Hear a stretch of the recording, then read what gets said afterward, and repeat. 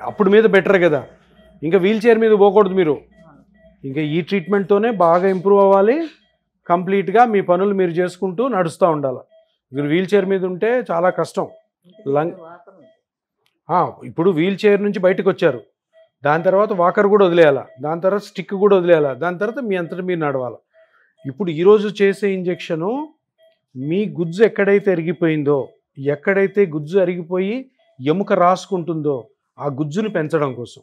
ఈరోజు బ్లడ్ తీసుకున్నాం కదా, మీది బ్లడ్ తీసుకొని ప్రాసెస్ చేసాం కదా, దాంట్లో కొన్ని కణాలు తీసి ఇప్పుడు గుజ్జు ఎక్కడ అరిగిపోయిందో ఈ మిషన్స్లో చూసి అక్కడ చిన్న ఇంజెక్షన్ వదులుతాం. అంటే ఈ రోజు నుంచి మీ గుజ్జు పెరగడం మొదలవుతుంది అనమాట.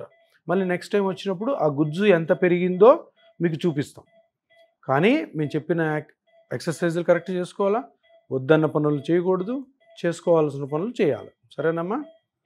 బాగుండు, చిన్న ఇంజెక్షన్ చేస్తాను.